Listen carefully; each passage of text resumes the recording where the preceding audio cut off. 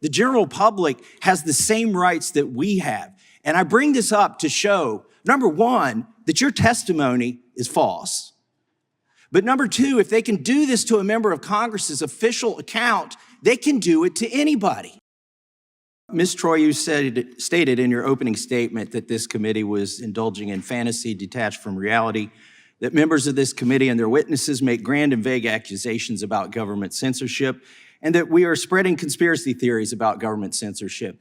Would one of those conspiracy theories be that government-funded agencies were flagging and trying to censor official congressional accounts on social media?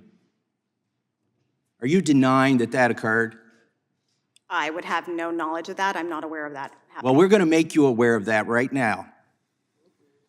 Mr. Schellenberger, can you speak to this tweet? I saw that you flagged this in one of your recent articles on Substack. Can you tell us why this tweet brought attention in your article? Yeah, because that was one of the tweets that that the Virality Project at Stanford Internet Observatory had flagged to Twitter as misinformation, and that I believe it was labeled or censored in some other way. So it was the Stanford Virality Project, that is funded by the government, is it not? Yes, it is. And so their purpose, ostensibly, is to stop misinformation, malinformation, and to flag things they say that might be against the terms of service of the social media companies. Is that correct? Yeah, that's right. Ms. Troy, is there any reason you think that this should have been flagged? Depends on whether you're spreading inaccurate information. Well, it references a study from Israel, a published study from Israel, and the tweet just restates the title of the study.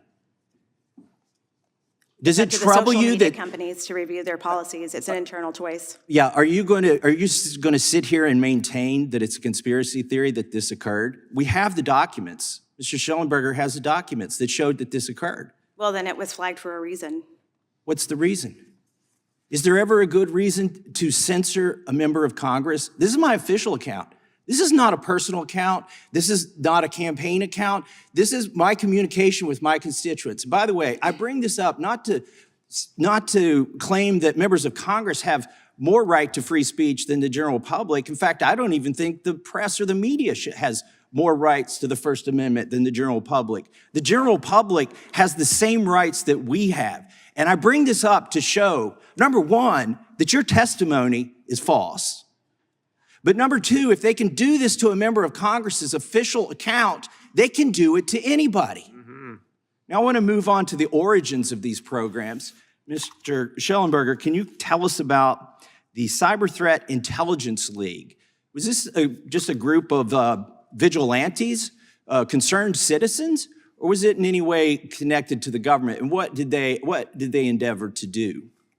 Yeah, this was, so first of all, it's a pretty ludicrous founding, which was that this is a group of, it was Israeli, so-called former Israeli intelligence, former British intelligence, also working at Microsoft, and others who basically said, we're gonna volunteer our services. These are some of the world's greatest so-called cybersecurity professionals, volunteering their services to multi-billion-dollar hospital and healthcare organizations whose own IT organizations spend millions of dollars a year on cybersecurity, supposedly volunteering this. This was the premise of the whole thing.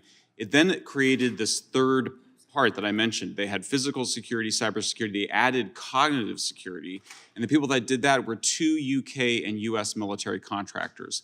This was one of the most sophisticated disinformation operations that I've ever seen. I've been involved in progressive causes for over 30 years. I've never seen anything so organized, anything that was so focused on a particular goal and that had so many people that came from military and intelligence organizations. It gave me the creeps just reading about it. And in the documents, is it true that they used their agency seals, FBI, CISA, when they were communicating with each other? That's right, and the whistleblower provided screenshots of Slack conversations that included officials from DHS, Facebook, and the CTIL League.